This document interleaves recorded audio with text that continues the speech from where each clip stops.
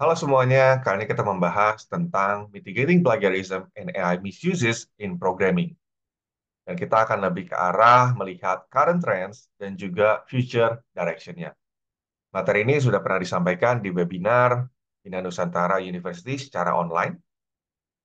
Baik, pertama-tama mungkin kita perlu lihat apa itu academic misconduct, ya, pelanggaran akademik. Ada kurang lebih 6, ya. Jadi ada plagiarisme, kolusi, contract cheating, exam cheating, research fraud, dan terakhir adalah AI misuse. Kita lihat satu-satu secara general. Plagiarisme berarti menggunakan karya orang lain tanpa izin dan tanpa sepengetahuan. Collusion itu mirip dengan plagiarisme, cuman bedanya di sini sudah izin dan diizinkan, ya.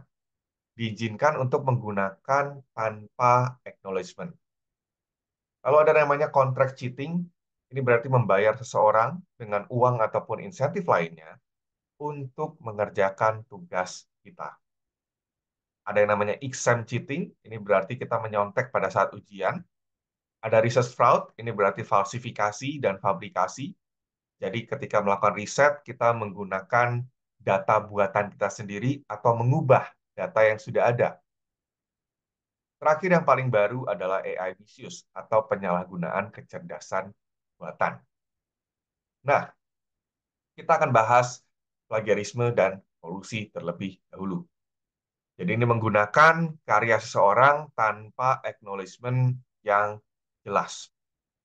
Plagiarisme berarti pemilik karya tersebut tidak tahu bahwa karyanya curi. Kolusi berarti pemiliknya tahu dan mengizinkan digunakan tanpa acknowledgement. Kedua hal ini cukup sering di pemrograman. Dan di beberapa literatur kita bisa lihat bahwa kolusi itu suka digabungkan dengan plagiarisme.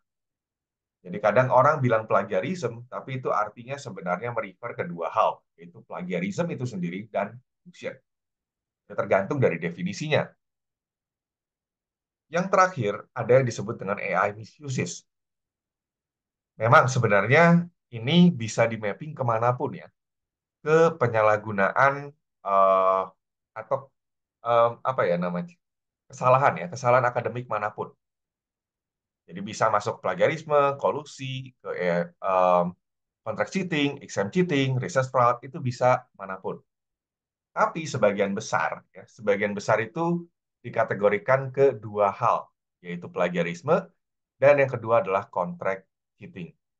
Walaupun memang kalau kita lihat di literatur sekarang, banyaknya ini masuk ke arah plagiarisme. Meskipun deteksinya lebih ke arah mirip kayak contract cheating. Plagiarisme kenapa sih dimaksud seperti itu? Karena hasilnya itu diambil ya, diambil dari karya orang lain yang ada di internet. Jadi kalau kita lihat kan kayak ChatGPT, itu kan sebenarnya dia mengambil data dari internet. Nah, sudah jadi hasil, itu kan tidak ada citasi ya, tidak ada acknowledgement. Dan orang yang datanya diambil kadang tidak tahu dan tidak sadar bahwa datanya dipakai. Makanya dimaksud plagiarisme. Ada juga yang menyebutnya sebagai contract cheating, itu ketika hasilnya itu disediakan sebagai ganti user data kita. Jadi kalau kontrak cheating kan kita memberikan data sebagai insentif agar kita bisa mendapatkan hasil dari chat GPT. Seperti itu. Ya. Nah, untuk solusinya, kurang lebih, kalau mendasarkan pada teori fraud triangle, kita perlu mengurangi kemungkinan, kita perlu mengurangi tekanan, dan kita perlu menjelaskan kesalahpahaman dari siswa. Pertama, mengurangi kemungkinan. Ini sebenarnya paling mudah untuk dilakukan dan banyak banget dilakukan di pendidikan ya. Biasanya yang paling umum itu adalah tidak menggunakan ulang tugas-tugas yang sudah pernah ada sebelumnya. Memang ada yang bilang bahwa tugas-tugas ini sebelumnya sebenarnya kan sudah mengcover banyak capaian pembelajaran dan sudah tepat ukurannya. Tapi tetap harus dimodifikasi. Karena kalau tidak, maka ada kemungkinan ada siswa yang mungkin mengambil dari seniornya, mengambil jawaban yang sudah ada sebelumnya dari tahun-tahun yang ada. Lalu yang kedua, kalau bisa kita membuat tugasnya fokus pada studi kasus. Jadi kalau studi kasus kan kemungkinan akan berbeda ya, setiap kelompok, setiap mahasiswa, dan setiap tahun. Bisa juga project based learning atau mungkin tugas-tugasnya yang di-personalize. Contoh nih, misalkan, oh tugasnya buatlah aplikasi terkait makanan kesukaan atau terkait dengan hobi. Ini kan sifatnya relatif ya. Artinya apa? Kalau orang mau nyontek, kemungkinan besar kan jadi studi kasusnya sama atau modelnya sama. Jadi gampang banget untuk dideteksi. Berikutnya, kadang kalau mau bisa juga menggunakan authorship check. Jadi kita mengecek apakah orang ini benar-benar buat karya tersebut atau tidak. Caranya gimana? Kita interview aja. Cara paling gampang ketika kita mencurigai seseorang, kita interview, kita tanyain, kode kamu ngapain? Kalau dia nggak bisa menjelaskan, berarti kemungkinan besar dia nyontek. Lalu kita juga bisa minta mereka presentasi. Sama ya, kalau orang presentasi berarti kan dia perlu ngerti ya apa yang dia buat. Jadi kalau dia nyontek, kemungkinan dia tidak bisa menjelaskan dengan baik. Nah, ada juga yang terakhir yang cukup sering dipakai juga adalah menggunakan automated similarity detector. Dan riset terkait dengan plagiarisme juga kolusi itu banyaknya fokusnya ke sini, similarity detector, baik dalam ranah teks maupun dalam ranah yang namanya pemrograman. Nah, similarity detector ini ngapain? Ini sebenarnya membandingkan ya, membandingkan tugas yang satu dengan yang lain. Ada tiga jenis cara. Pertama adalah attribute based, kedua structure based, dan yang ketiga adalah hybrid. Kita lihat dulu yang attribute based. Jadi intinya dari karya siswa, kita membuat menjadi atribut. Lalu kita hitung jumlahnya. Kalau jumlahnya sama atau mirip dengan karya yang lain, maka kita bisa bilang mereka memiliki kesamaan. Apa sih atribut? Bisa jadi jumlah kemunculan karakter, jumlah kemunculan kata, lalu ada juga token, misalkan nama variabel, lalu jumlah operator, bisa juga programming syntax construct gitu ya. Jadi misalkan seperti jumlah do while, if, dan seterusnya. Lalu juga ada yang namanya programming style features. Bisa juga misalkan seperti jumlah spasi, jumlah tab, maka orang lebih prefer menggunakan tab daripada spasi gitu ya. Kalau kita sudah menerima semua fitur-fiturnya dan kita menghitung jumlahnya, maka kita bisa menghitung kesamaannya. Bisa dengan cara standar. Jadi cara standar itu hanya melihat perbedaan ya. Jadi kalau diingat-ingat dulu, riset pertama terkait dengan deteksi plagiarisme pada kode, itu dia hanya menggunakan 4 fitur, yaitu jumlah operator sama operan. Ya. Turunannya dari sana. Itu standar counting. Jadi mereka hanya menghitung perbedaannya. Lalu muncullah teori-teori baru gitu ya terkait dengan penggunaan information retrieval. Jadi misalkan ada satu karya, kita pengen ngecek dia sama nggak sih dengan karya yang lain. Ya udah menggunakan metode yang mirip dengan search engine. Cari kesamaan. Ada juga yang menggunakan model klasifikasi. Jadi kita mencari pola ya. Orang-orang yang nyontek itu biasanya kodenya kayak gimana sih? Atributnya kayak gimana sih? Lalu ada juga yang namanya cluster. Jadi kalau di sini kita berangkat dari logika bahwa kalau orang nyontek itu kan selalu berkelompok dan tidak selalu berdua. Jadi kadang ada yang nyonteknya sekelompok. Nah, dengan cluster ini akan lebih mudah karena begitu terbentuk beberapa cluster, kita tinggal lihat setiap cluster kodenya mencurigakan atau tidak. Perbedaannya seperti apa? Make sense atau tidak? Lalu juga ada yang lainnya. Jadi mungkin ada kombinasi dari approach-approach yang sudah ada, atau mungkin ada beberapa yang sifatnya unik. Di contoh ada yang menggunakan metodenya pakai bitwise operation. Kedua, ada yang namanya structure based similarity detector. Jadi seperti namanya, kalau yang ini base-nya dari struktur. Strukturnya kayak gimana sih dari sebuah kode? Biasanya kalau untuk approach yang ini kita mengubah dulu menjadi intermediate representation. Jadi bentuk tengah ya. Bentuk tengah itu umumnya, jadi kalau misalnya kita lihat beberapa plagiarism detector yang umum, yang sering dipakai itu menggunakan token string. Saya juga ada menciptakan beberapa, dan memang umumnya pakai token string. Bisa juga kalau mau lebih mendapatkan struktur, gitu ya, kita bisa menggunakan parse atau syntax tree. Bisa juga di linearize, jadi supaya pemrosesannya lebih cepat. Karena kalau pohon, ngecek kesamaan itu lebih ribet gitu ya. Bisa juga pakai program dependency atau execution graph. Dan yang terakhir juga dulu pernah saya riset, yaitu menggunakan executable file. Jadi ini menggunakan, kalau dulu itu kebetulan pakai Java, jadi yang kita compare adalah bytecode-nya. Ya. Hasil .class dan .jar-nya, itu yang di compare. Cara ngompernya gimana? Ya banyak macamnya. Kalau bentuknya token string atau linearized parse tree, syntax tree, atau apapun yang di linearize, itu bisa menggunakan string matching. Algoritma yang paling umum itu adalah running cup-rabin greedy string tiling dan winnowing. Jadi running cup-rabin ini dipakai di Gplec, sedangkan winnowing ini dipakai di MOS. Ya, itu cukup sering dipakai. Lalu kalau untuk yang perpohonan, gitu ya, parse tree, syntax tree itu rata-rata menggunakan tree kernel. Dan yang terakhir, kalau untuk yang sifatnya graph, itu menggunakan graph comparison. Ini biasanya NP-hard, jadi memang cukup sulit untuk dibandingkan. Ketiga, ada yang namanya hybrid similarity detector. Jadi kalau kita lihat, struktur base itu kan karena berdasarkan struktur, itu biasanya lebih efektif daripada atribut base. Tapi karena dia mempertimbangkan struktur, maka kadang-kadang dia lebih lambat.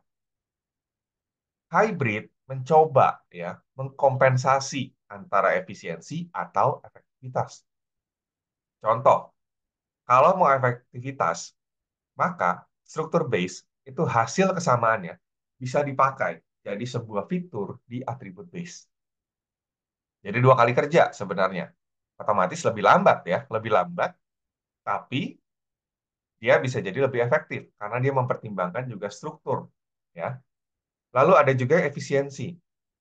Jadi di sini atribut base similarity itu sebagai filter untuk structure base. Jadi pertama misalnya ada 1.000 tugas gitu ya, 1.000 karya, kita bandingkan dulu pakai atribut base. Lalu keluar yang sama-samanya tinggi, kesamaannya tinggi. Nah, itu baru di compare pakai structure base gitu. Jadi kayak filter ya, supaya tidak perlu semuanya di compare dengan structure base. Otomatis jadi lebih cepat ya ketimbang structure base yang aslinya gitu. Nah, ada juga yang menarik gitu ya. Jadi di sini ada yang disebut dengan similarity detector berdasarkan proses pembuatan. Kenapa perlu seperti ini?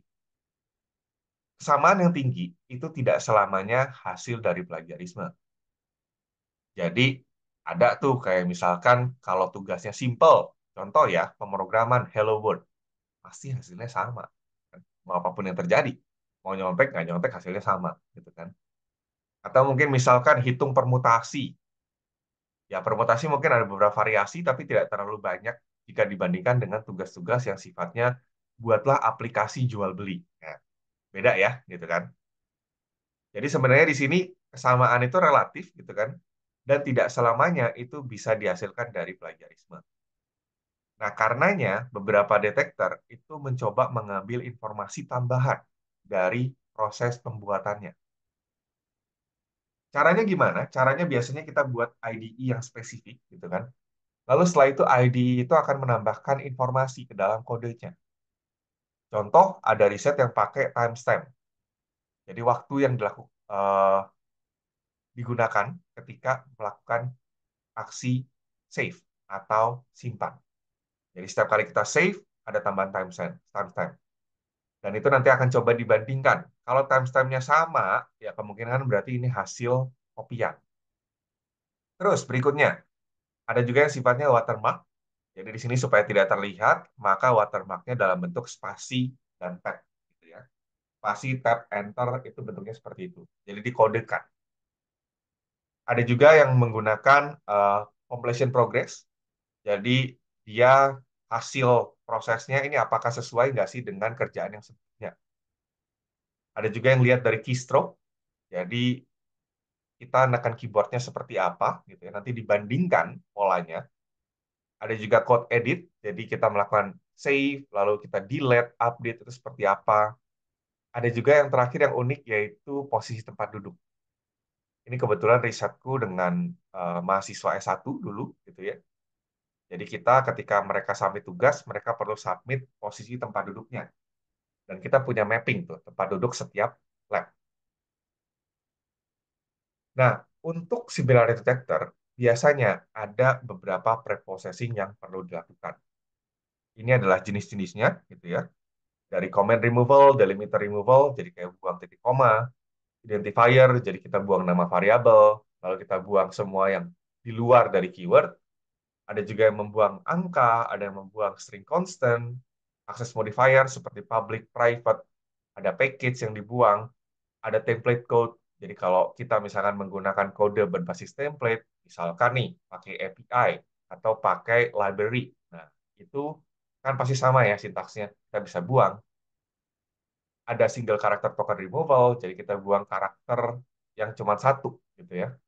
Ada juga token yang cuma muncul sekali, itu dibuang. Kita juga bisa buang stop word atau token-token yang sering muncul. Bisa juga ngambil dari NLP gitu ya. Jadi ada lemmatization, kayak misalkan kata mencuri, dicuri, pencurian itu kan kata dasarnya sama ya, curi. Nah, lemmatization itu mengubah ke bentuk.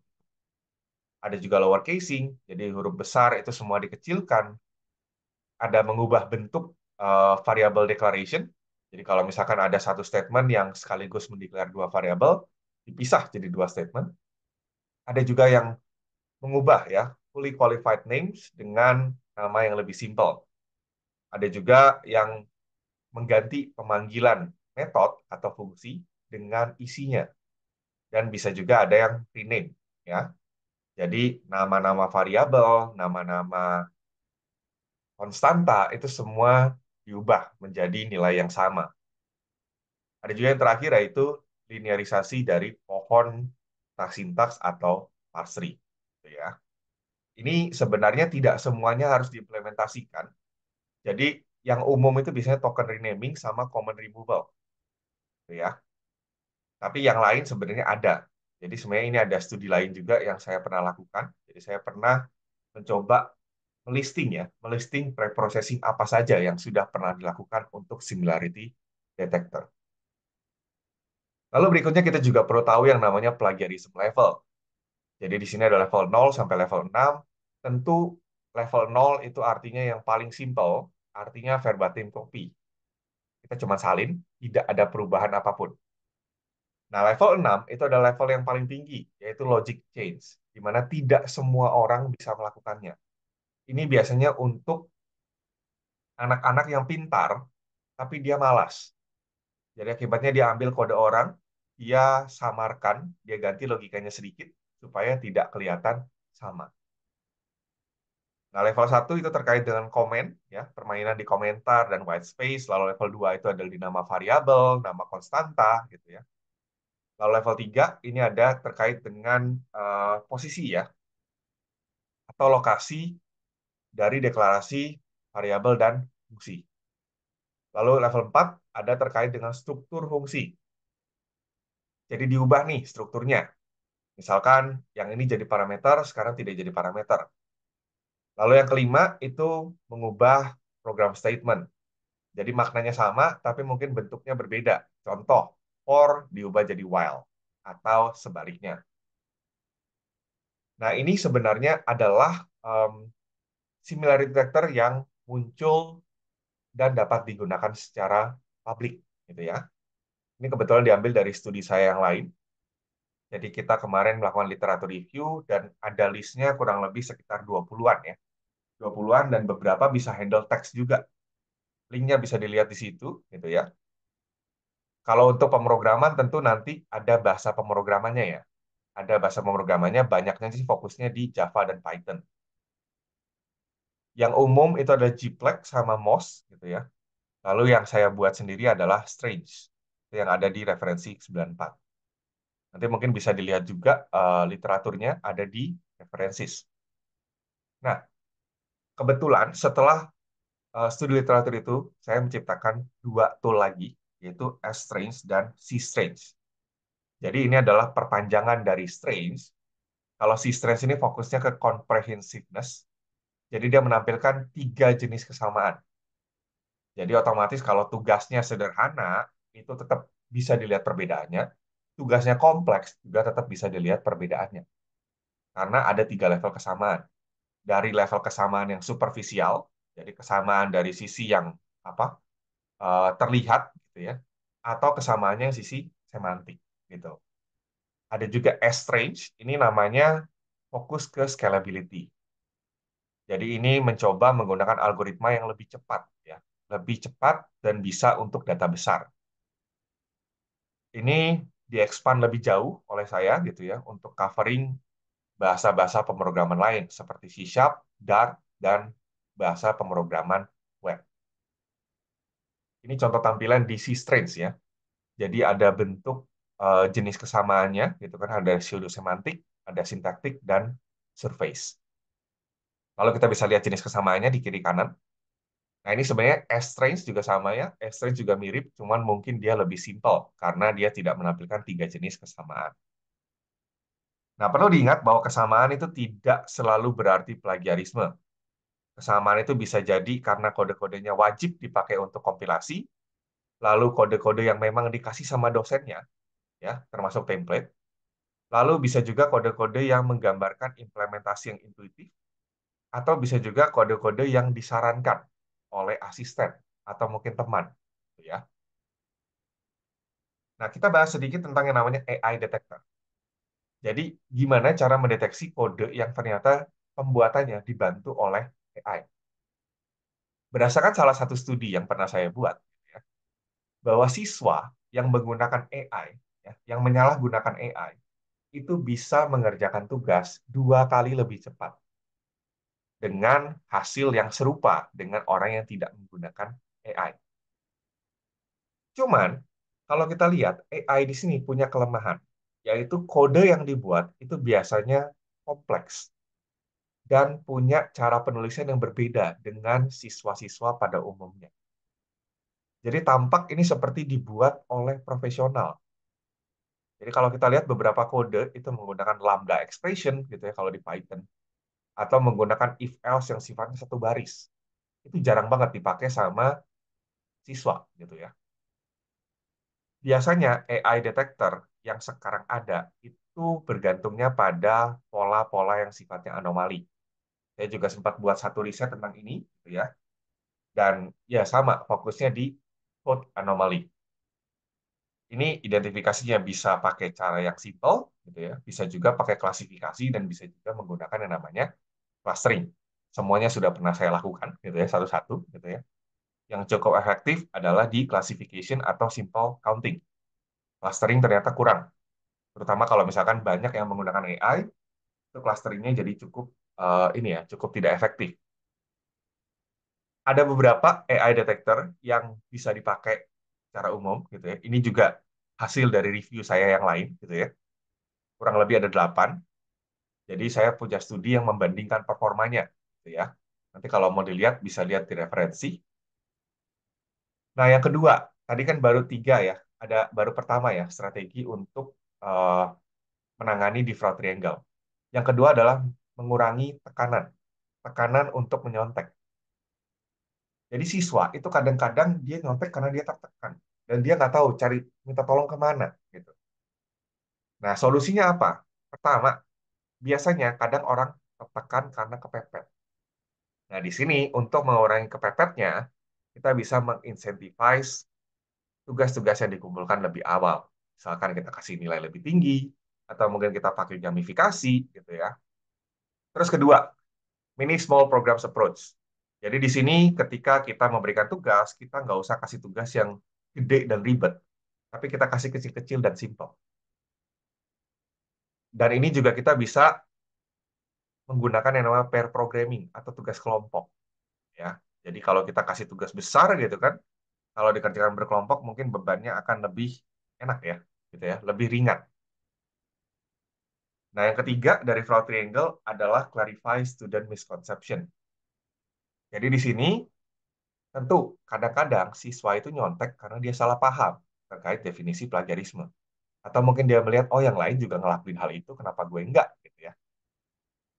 Nah, ada solusi yang manual, yaitu pertama tentu adalah kita perlu mengedukasi siswa terkait dengan hal-hal yang boleh dilakukan dan yang tidak boleh dilakukan. Kalau mau lebih formal, bisa juga kita mengintegrasi etik dalam kurikulum kita. Lalu, untuk solusi yang otomatis, gitu ya, pertama bisa menggunakan aplikasi, bikin aplikasi untuk academic integrity, gitu ya, misalkan pakai quiz, pakai modul, gitu ya, atau mungkin bisa juga buat tool untuk ya memperlihatkan bahwa nggak ada gunanya kita nyontek gitu ya. Kita nyontek, kita copy kode orang, kita bikin sedikit berbeda, nggak ada gunanya karena semuanya akan terdeteksi oleh similarity detector. Atau bisa juga membuat sistem yang melaporkan kesamaan program pada siswa sebelum pengiriman tugas terakhirnya. Nah, terkait dengan assessment sufficient system. Jadi ada assessment sufficient system yang fokus untuk menginformasikan siswa terkait dengan plagiarisme. Ini adalah topik disertasi saya, gitu ya. Dan di sini tidak hanya melaporkan kesamaan, tapi juga mengedukasi, ya. Nah, tentu supaya tidak disalahgunakan. Jadi bisa jadikan siswa belajar ya tentang kesamaan dan akhirnya dia berhasil untuk mengibulin similarity detector. Nah, maka di sini kita fokus hanya melaporkan kesamaan yang sifatnya trivial, ya, yang pasti akan bisa dideteksi sama similarity detector. Ada beberapa versi yang sudah dibuat dan setiap versi ini sudah dipublikasikan di artikel jurnal, gitu ya. Yang versi pertama itu adalah melaporkan semua kesamaan. Kedua, hanya fokus ke kesamaan yang panjang. Ketiga, ada penerapan gamifikasi. Keempat, itu fokus ke kesamaan yang sifatnya simulasi. Dan yang terakhir adalah penambahan kuis, ya, kuis sederhana. Oke, mungkin seperti itu saja.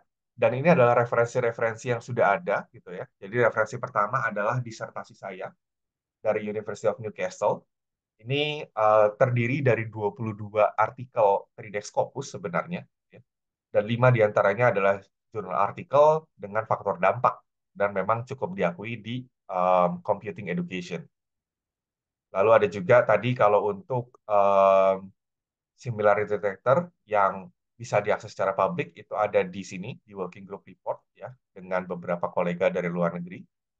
Lalu juga ada beberapa paper lain. Ini yang maintaining ini adalah Estrange. Lalu ini C# assignment ini adalah pengembangannya. Lalu juga ada yang tadi kesamaan tidak selalu dari plagiarisme, itu ada risetnya juga di sini yang choosing code segments to exclude.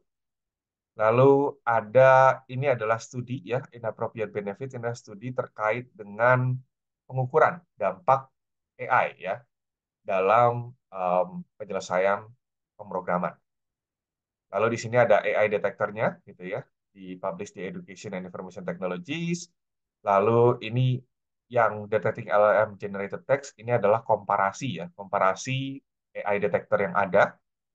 Lalu yang terakhir ini adalah yang assessment sufficient system, tapi yang fokus ke similarity-nya bersifat simulasi. Seperti itu saja, terima kasih.